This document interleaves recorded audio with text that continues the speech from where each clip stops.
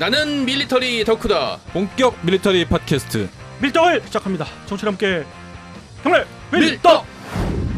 바로 안녕하세요, 박찬준입니다. 안녕하세요, 놀러온 남자 정명섭 정장입니다. 안녕하세요, 월간 프로톤 이준규 기자입니다. 네, 이렇게 밀떡이 시작됐습니다. 이번 시간 밀떡의 이슈는 지난 한 주간 상당히 커다란 보도가 됐죠. 네. 바로 폴란드 현지에서도 언론 보도가 분명히 있었고요. 우리도 이제 곧이어 보도가 됐는데, 폴란드의 무기 체계, 육군과 공군 내에서 대규모 무기 체계에 대한 메이드 인 코리아 무기 체계가 도입이 될 것 같고, 그런 기본 계약을 체결을 했다. 네네. 이게 기본 계약이 MOU성 계약이냐 아니면 MOU 계약이 아닌 진정한 계약이냐 갖고 왈가왈부 이야기들도 하지만, 제가 볼 때는 MOU 성격이 조금 들어간 기본 계약, 사인을 한 계약 같아요. MOU보다 조금 더 간 것 같습니다. 그렇습니다. 이거는 수출이 되는 건 맞고요. 그 수출에 있어서의 아주 세부적인 사항들은 지켜봐야 될 그런 거고, 거기에 따른 협약 같은 거, 또 부속 합의서 같은 것들은 계속해서 나오지 않을까, 이런 생각을 해봅니다. 자, 일단 폴란드 어떤 무기 체계들이 수출이 되나요? 일단 가장 중요한 게 K2 흑표가 지금 거의 1000대가 나가게 되죠. 1000대? 20대 빠진 1000대. 와. 980대. 근데 이 980대가 나왔을 때 사실 저는 반신반의했던 게, 지금 현재 폴란드 기갑 전력은 전차대대가 16개 대대에서 15개 세대 그 정도 수준이거든요. 네네. 그럼 수량면으로 봤을 때 한 500여 대, 그리고 실제로 운영하고 있는 전차도 500여 대의 전차입니다. 그런 측면에서 봤을 때 갑자기 1000대를 발표한 거는 어떠한 상황인가요? 일단 폴란드가 갑자기 전차들을 잃어먹기 시작했습니다. 눈앞에 있던 전차들이 사라지고 네. 어딘가로 없어지고. 우크라이나 전쟁에 나타나고. 네네. 갑자기 잃어버렸잖아요. 네, 갑자기 수백 대의 전차가 사라졌네? 그러더니 어딘가 멀리 떨어진 옆 나라에서 나타나서 지금 활약하고 있죠.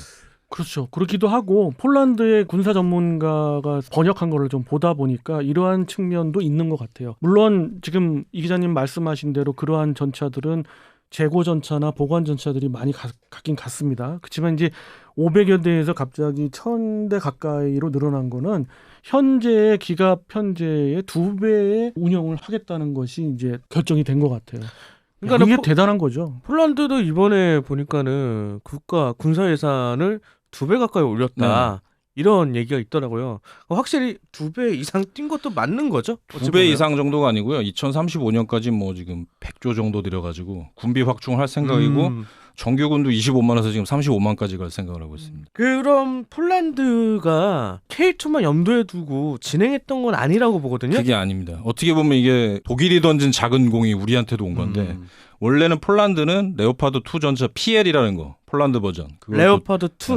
레오파드 2 PL이라는 버전을 독일에 주문을 해서 사고 싶어 했거든요. 근데 예. 문제는 이게 개발 자체도 늦었고 납품도 지연되고 해가지고 지금 굉장히 독일에 실망한 상황이고, 독일 자체 뭐 라인메탈이나 크라우스 마파이 같은 회사가 지금 폴란드의 주문 자체를 못 따라가는 상황이에요. 그 생산 능력이 좀 부족하다. 네네. 근데 이제 우리나라 같은 경우는 신뢰도 어느 정도 되고 생산력도 빠르고 하니까 좀 더 앞서간 내용의 하나는 독일과 프랑스가 합작을 해서 그쵸. 차세대 전차를 개발을 하려고 했어요. 그 전차의 그 개발 프로그램에 폴란드도 끼려고 끼워달라 했죠. 네, 했는데 끼워달라. 독일이 거부, 프랑스가 거부, 이렇게 된 겁니다. 그러다 보니까 그 다음에 이제 그 이야기가 나오는 거예요. 이 기자님 말씀대로 레오파드 2 계열 전차를, 그 폴란드 버전의 전차를 도입하려다 보니까, 야, 이거 우리가 왜 굳이 이렇게 된 겁니다. 그래서 마음 상할 것도 있을 그렇습니다. 것 같아요. 그래서 차선책을 찾은 게 그 여러 가지 중에 흑표가 분명 있었어요. 예. 그리고 에이브람스 전차도 있었습니다. 미국의 에이브람스 전차. 그런데 에이브람스 전차를 보유하고 있는 미국에서 좀 압력이 들어온 거죠. 야, 이제는 나토 회원국인데 우리 것 좀 사라. 모든 무기 체계를 서방제 나토화하고 이왕이면 우리 거라는 압력을 직간접적으로 받기 시작했고, 거기에 폴란드 입장에서는, 야, 미국의 요구를 거절한다? 그러면 자국의 안보에 상당한 영향을 그렇죠. 미치거든요. 그래서 에이브럼스 250대를 먼저 계약한 것이 알려진 사실입니다. 그때 아, 이제 그렇구나. K2 수출이 무산됐다라고 얘기를 했지만, 사실 폴란드 현지에서도 이 에이브럼스 도입과 K2 PL의 도입은 별개 사업이다라고 분명히 얘기를 했었습니다. 예.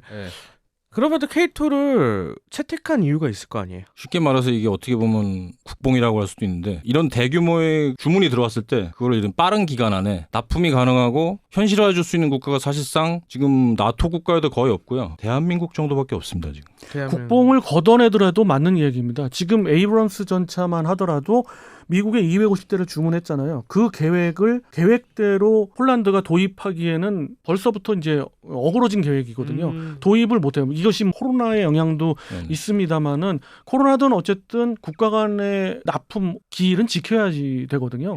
근데 그것을 그래도 신뢰할 수 있다는 미국이라는 국가마저도 지킬 수 없을 때 오는 불안감. 심지어 치사하게 압력도 넣는데. 그렇죠. 이것이 이제 폴란드에서 크게 작용을 한 거죠. 사실은 자기네가 800대 정도의 기갑 전력을 구성하려고 했는데 그중에 250대는 에이브럼스로 가고 한다고 치고. 나머지는 사실 우리 쪽에 부등호가 있긴 있었어요. 근데 그것이 이번에 에이브럼스 전차마저도 계속 언제 받을지 모를 정도로 딜레이가 되고 있으니까 그냥 확 질르지 않았나. 네. 흔히 얘기해서 그렇게 보고 있습니다.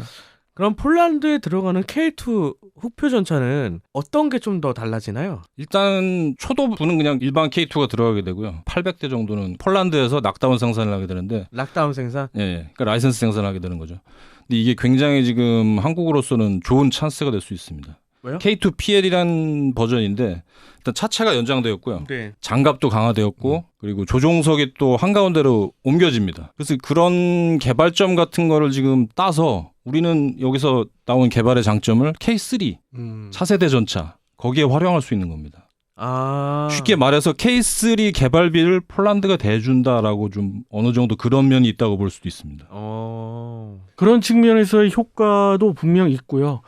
그리고 워낙 그 유럽 전장에서 전차의 요즘 와서의 어떤 추세를 보면 그런 추세에 맞추다 보면 흑표 전차가 중량도 좀 딸리고 그리고 조금 차체가 작습니다. 네. 그 부분을 보기륜이 원래 6개인데 그 부분은 이제 7개로 늘린 그런 버전을 폴란드에 수출을 K2PL 버전. 앞으로 이제 라이센스로 생산을 하겠다. 그런 측면에서 현대로템 회사 입장에서도 굉장히 너무나 유리한 게 폴란드를 중심으로 한 유럽의 어떤 생산 기지가 된 거잖아요.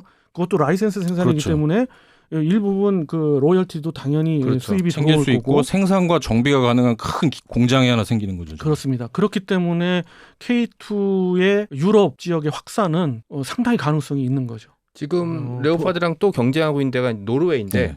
노르웨이에서 이제 우리랑 경쟁한 레오파드가 한 얘기가 야, 지구 반대쪽에 있는데 야, 창정비하고 막 이렇게 하면 너무 힘들 거야라는 게 레오파드 쪽에서 지금 내세우고 있는 주장이거든요. 우리는 바로 발테만 건너면 독일인데 그러니까는 예. 같은 대륙에 택배 있다. 바로 쏴줄게 바로 옆 나라니까 그렇죠. 뭐 이런 그런데 거였는데. 이제 그것도 좀 무산하는 게 폴란드에 이제 대규모 정비창이랑 공장이 들어서게 되면 그 문제도 좀 해결이 되고 폴란드가 K2를 가지게 되면 당연히 K3에 대한 관심을 가질 수밖에 없게 되죠. 그럼 이제 동유럽 국가들은 이제 점점 확산될 가능성이 크다. 네. 말 그대로 대리점이 하나 큰 게 생긴 거죠. 네, 한국판. 그렇죠. 네, 네. 대리점 그런 의미로 보면은 가장 쉽게 와닿을 수 있을 것 유럽 같아요. 총판 같은 셈이네요. 그렇죠. 네. 유럽 전차 총판. 그죠. 그리고 또 하나 한 축의 또 큰 무기 체계 중에 하나가 바로 항공 무기 체계에서 네네. FA-50 48대의 수출인데 이런 측면은 과연 왜 폴란드가 FA-50을 선택했으며 FA-50 48대의 수량이 어떻게 해서 나온 건가 뭐 이런 점에 대해서 궁금한데요. 네네. 이게 어떻게 보면 이것도 미국의 영향이 좀 컸죠. 사실상 원래 폴란드가 원한 건 F-16V 내지는 중고라도 좀 상태 좋은 F-16을 좀 확보하고 싶어 했거든요. 그렇겠죠. 뭐 이 F-16C 이 정도. C다기보다는 뭐 V 같은 거 좀 최신형. 최신형. 아니면 예. 뭐 CD나 뭐 F-16 CD 그러니까 블록 50은 폴란드가 지금 운영을 하고 있어요. 네, 네. 상당 수량을 운영하고 있기 때문에 폴란드의 주력 전투기거든요. 그래서 이제 여기에 더 최신 버전인 블록 70을 원했죠. 그렇지만은 어떻게 됐습니까?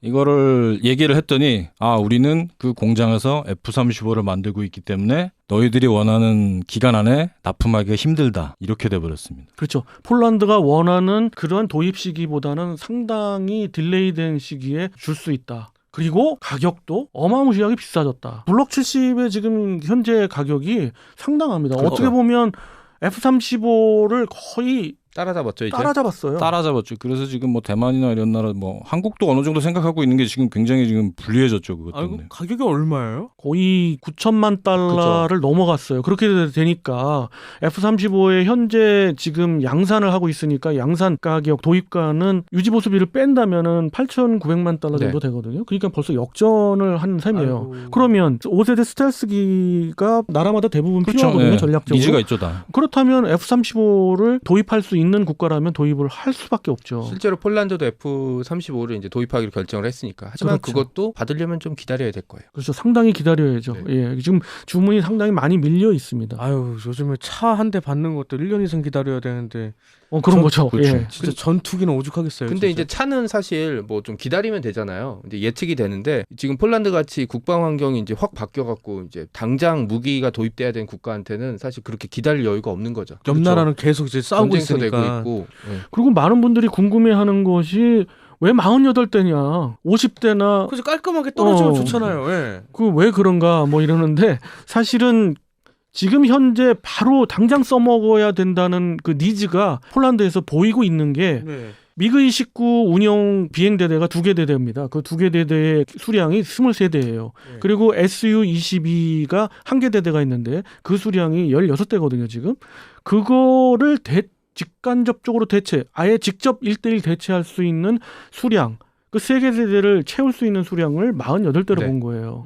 그렇기 때문에 48대가 결정이 됐고 이걸 봤을 때 단순히 폴란드가 생각한 게 아니라 아주 깊이 생각했다는 걸 예를 들 수가 있죠. 참모진들이 그 50분 동안 FA-50을 탔는데 굉장히 흡족했다는 얘기가 있어요. 그냥 공군 참모들이나 그 장성들이 찾는데 성능에 굉장히 만족하면서 아 이거 뭐 빨리 도입해야 되겠다. 이게 또 완전히 우리에게 일종의 복수전인 게 그렇죠. 정작 M346. 그렇죠. 정작 이게 T50은 폴란드에 그 참가를 했었는데 탈락을 시켰거든요. 예전에 싸다는 이유 하나로 M346 러시아 비행기를 이탈리아에서 개수한 거죠. 예. 개수한 버전인데 이걸 했는데 폴란드에서- 당당하게 전투기는 우리가 다시 땄으니. 그리고 폴란드에서도 M346은 골칫거리다라는 네. 이제 맞아, 인터뷰를 장고장도 했죠. 많다면서요. 장고장도 많고 일단 뭐 도입 자체도 지금 계약 완전 어그러져 가지고 다 받지도 못했습니다 지금. 아이고. 폴란드 쪽의 그 군사 소식들을 좀 번역한 것들을 읽어보면 이런 이야기가 있어요. 특히 M346 같은 경우는 가동률이 60% 미만이다. 그렇다는 얘기는 와 전투기가 그 정도면 심각한 거예요. 유지 보수 지원이 이탈리아 쪽이 굉장히 좀 약하지 않나. 지금 이탈리아도 힘들죠. 예, 그렇죠. 코로나로 힘들고 뭐 여러 가지 여건이 있습니다만은 그렇게 해서 더더군다나 클라이언트 폴란드 입장에서는 굉장히 불만이 있는 거죠. 그렇지만 뭐 M346을 산 지가 얼마 되지 않기 때문에 뭐 M346을 퇴역시키고 다시 뭐 T50으로 갈아탄다 이런 개념은 아닙니다. 예. 그 FA-50이 폴란드에서는 어떤 활약을 할까요? 도입이 된다면. 도입이 된다면 아마 F-16과 함께 일단 뭐 제공 전투기 및 공대지 공격기 복합 임무가 가능하기 때문에 그 두 개를 다 하는 일종의 보조 전투기 겸 그렇죠. 제공 전투기로 대활약할 것 같습니다. F-16 운행에 있어서 크게 괴리감이 없다면서요. 네.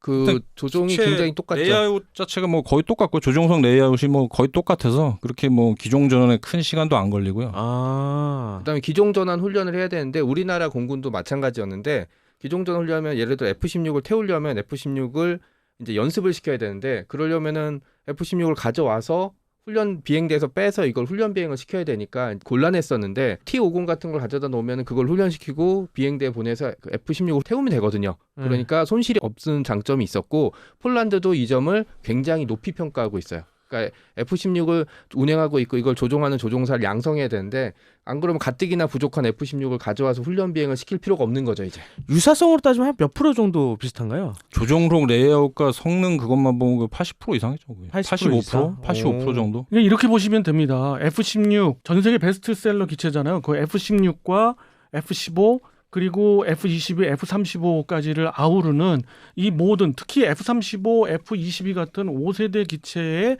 고등훈련기로 제일 적합하게 설계된 것이 T-50입니다. 그렇게 로키드 마틴의 설계 사상이 들어갔고요. 거기에서 또 우리 카이의 설계적인 어떤 그런 입장도 들어갔고 그래서 대한민국 공군을 제일 우선하는 T-50을 만들려면 F-16을 조정할 수 있는 조종사를 양성하는 것이 T-50이지 않습니까? 그렇게 되면 답은 나온 거죠. 그렇죠. 그래서 폴란드도 지금 주력 기체가 F-16이거든요. F-16 블록 50인데 이 F-16 블록 50을 제대로 기종 전환도 할 수 있으면서 동시에 전투도 가능하고 지금 F-22처럼 어떻게 보면 카스 임무에 투입되는 그런 그 전폭기류도 이 FA-50이 담당할 수가 있거든요. 그러니까 SU-22와 미그-29의 대체가 될 수가 있는 그런 수량이 나온 거고. 그리고 이제 M346으로 할 수 없는 이제 기종 전환 훈련이라든지 기타 훈련도 이제 충분히 해낼 수 있게 되죠. 한마디로 이제 멀티롤이라는 임무고 특히 지상 공격 임무는 필리핀에서 이미 효과를 충분히 봤기 때문에 폴란드도 그 점을 굉장히 많이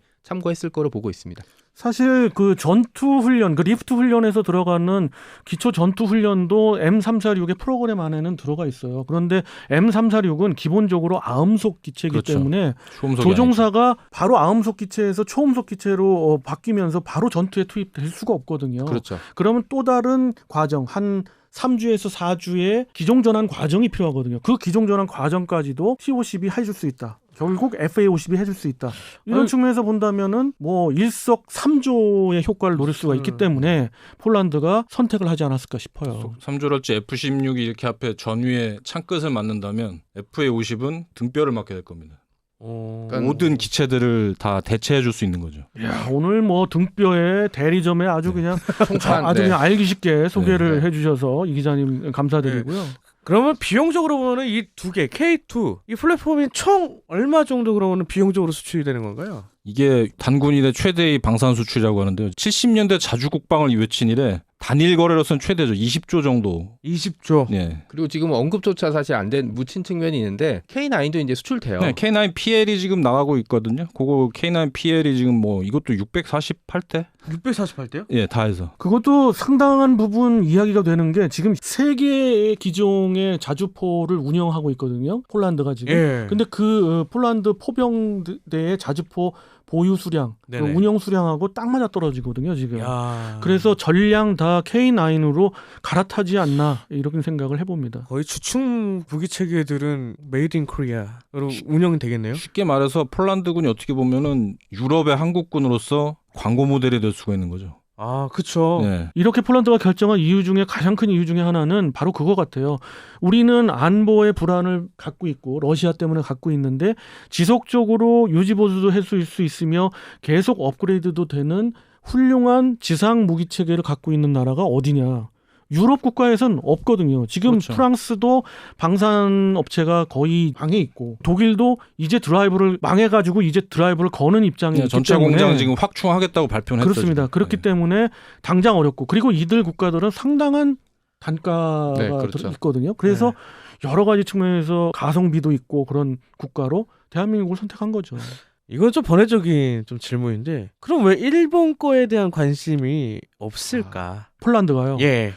자, 전 세계에서 동등성내의 무기체계로 가장 단가가 비싼 나라가, 무기체계를 네. 양산하는 국가가 어딜까요? 바로 일본이고요. 자펜이죠. 네, 일본이고 일본도 생산 능력이 상당히 떨어집니다. 한국과 비교하면 거의 뭐 3분의 1 정도로밖에 볼 수가 없죠. 폴란드 입장에서 가장 중요한 건 무기가 뭐 성능이 좋고 뭐 이런 것도 중요하지만 당장 내후년에 들어와서 우리가 당장 써야 될 무기가 필요하거든요. 그것도 폴란드란 국가가 가지고 있는 어떤 지형적인 위치나 그다음에 바로 옆엔 러시아란 국가를 생각하게 되면 전차 전력이라든지 포병 전력이라든지 이걸 획기적으로 늘려야 되는데 짧은 기간 안에 해줄 수 있는 가성비를 나라가, 유지하면서 해줄 수 있는 국가는 폴란드가 가장 생각하고 가장 원하는 국가는 아메리카였겠죠.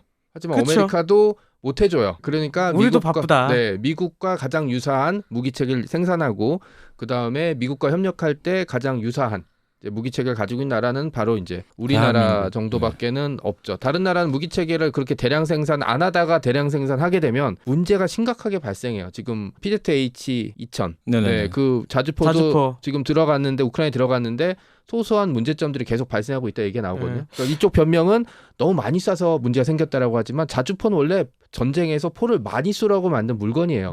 근데 그게 많이 쏴서 문제가 발생했다는 얘기는 좀 말이 앞뒤가 안 맞죠. 그러니까 한마디로 일본하고 비교를 한다면 일본의 지금 최신 전차 10식 전차는 세계적인 기준의 전차로 봤을 때 한 단계 아래급의 전차임에도 불구하고 그 전차를 이 연간 생산 대수가 20대가 채 안 돼요. 그런 생산 능력을 보여주는데 제가 현대 로템을 방문했을 때 연간 생산을 최대로 늘리면 어느 대입니까? 200대까지도 가능하다. 다만 지금 라인에서 할 수 있는 수준은 여유 100대 있게 정도로 할 수 있죠. 본다라는 얘기예요. 그러니까 대한민국 지상군이 180대를 요구하면 2년이면 양산을 한다는 얘기예요. 그런 정도 수준의 국가가 어디 있을까? 대한민국밖에 없는 거죠. 그렇죠. 그러니까 이제 냉전 이후에 냉전이 끝났다고 판단된 이후에 냉전 시대의 그 무기 생산 체계와 군대를 유지하고 있는 건 전 세계에 지금 남아 있는 건 대한민국밖에 없다는 얘기를 사람들이 굉장히 많이 하고 있거든요. 거의 실전적으로 움직이니까. 우리만 냉전이 안 끝난 거죠. 어떻게 보면. 그쵸. 네. 예, 지리학적으로. 그렇죠. 그러니까 폴란드 역시도 이제 그런 점을 좀 이제 했고 그다음에 만약에 독일처럼 생산했다가 이제 냉전 끝 이러면서 이렇게 흐지부지 될 나라는 아니라는 걸 알고 있기 때문에 네, 그것도 아마 대량으로 주문한 거에 대한 이제 한 가지 이유였어요. 신뢰감을 줬겠죠. 그렇죠. 그렇습니다. 이 시점에서 폴란드의 각종 무기의 수출이 갖는 의의를 정리해주는 그런 시간이 필요할 것 같아요. 그래서 네네. 마지막으로 네. 어떤 의의가 있을지 한번 말씀 주세요. 일단은 뭐 굉장히 큰 규모니까 경제적으로 도움이 되는 것도 있지만 이걸 납품하고 개발을 하고 하면서 한국군의 무기 체계를 업그레이드하는데 또 상당한 도움이 될 수 있다. K9 같은 경우 K9 PL을 하면서 K9A2 있지 않습니까? 그걸로 가면서 이제 뭐 무인 포탑파라든가 심지어 K9A2는 영국 차기자주포 프로그램에 지금 그렇죠. 도전할까 하고 그것까지 있거든요. 그런 거를 어떻게 보면 폴란드가 밑장을 깔아줬다. 그렇게 볼 수도 있겠습니다. 그러니까 경제적인 측면에 그런 부분들이 이점이 있다라고 이제 의의를 주셨고 저는 조금은 달리 생각해보는 측면이 하나 있는데 그 부분 플러스해서 우리가 계속해서 방산 분야에 있어서의 수출 측면에서 봤을 때 약자인 경우는 뭐였냐면 이제 기술적인 부분은 어느 정도 좀 따라왔다고 봐집니다. 근데 항상 미국의 방산에 밀리는 것 중에 하나가 엄청난 수량을 양산하기 때문에 거기에서 갖는 규모의 경제죠. 규모의 경제가 떨어지기 때문에 단가 경쟁에서 뒤져진다. 그러나 이제는 아닐 수도 있다. 왜? 폴란드가 지금 1000대 가까이 이 이야기가 나온다는 얘기는 유럽 각국의 어떤 소요와 니즈도 전차만 보더라도 엄청난 수량이 나오거든요. 거기에 이제 이집트도 이해가 되고 있고 그리고 중동 국가들 뭐 너도나도 달겨든다면 우리가 규모의 경제를 이루고도 남게 그렇죠. 되죠. 지상 무기체계 분야에서 특히나.